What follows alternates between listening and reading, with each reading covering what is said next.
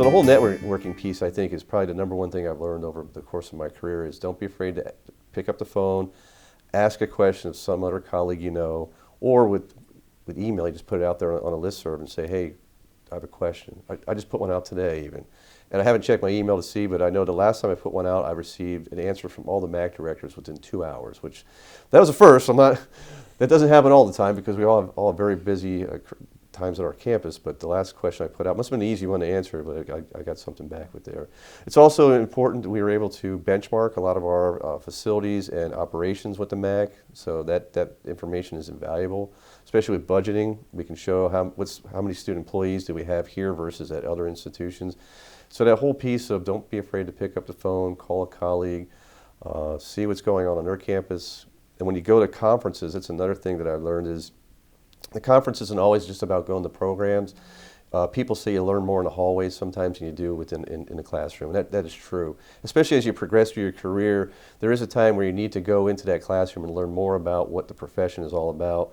But like I said, I find more educational pieces talking to people I run into in the hallway. I love going to the exhibit hall at the conference because that's a time I like to set aside at least 3-4 hours where I walk around, talk to vendors, try out the equipment. I know when we put this facility together, we talked about all the facilities we did go visit. I was usually in shorts and a t-shirt or shorts and a sweatshirt because I was jumping on every piece of equipment I can find. Same thing when I go to the conference, I would like to go try the equipment out before we would even talk about purchasing. And even working with a lot of the vendors, asking them, where's your equipment at? Because we want to go see it and talk to the places that have it already in place. And then we can talk to the people who use it there. Are you having problems with it? Has there been any major breakage? Any major repairs that you've had that you were unexpected? Because that's something you don't want to buy, a product that's going to break down on you in that short period of time.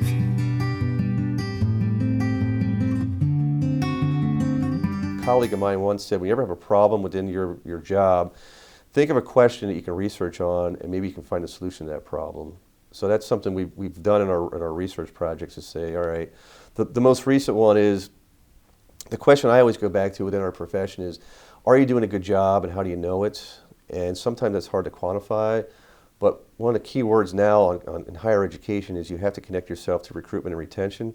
So our last research project was on recruitment and retention, and how does a facility like the one we renovated versus one that someone else has maybe newly built affect recruitment and retention. And we can now substantiate over probably about 5 years of data now that we show that those who participate in our programs have a higher retention rate and also have a higher GPA. And if you talk to any admissions person, they're going to tell you when there's a new campus recreation facility on their campus, that's the place they want to bring the potential students to, because it becomes that place you want to showcase to potential students who want to come to your university.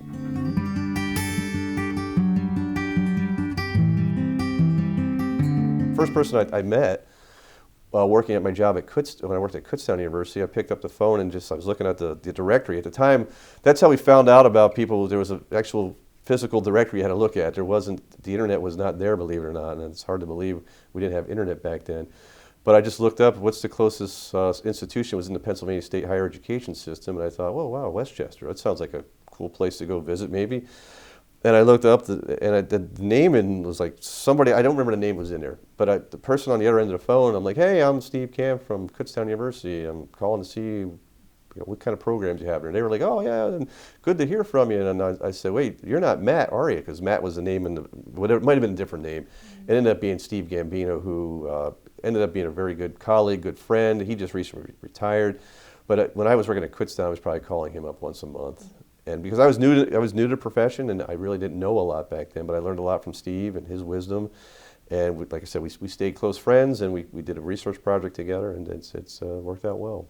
I wish him the best in his retirement, as I get text messages from him every now and then as well. So hopefully we'll connect here soon at one of the conferences. I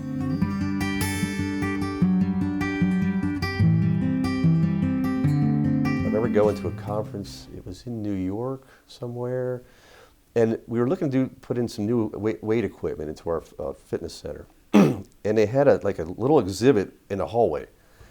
And there were two people there. One was from Cybex, and this other person was from Woodway.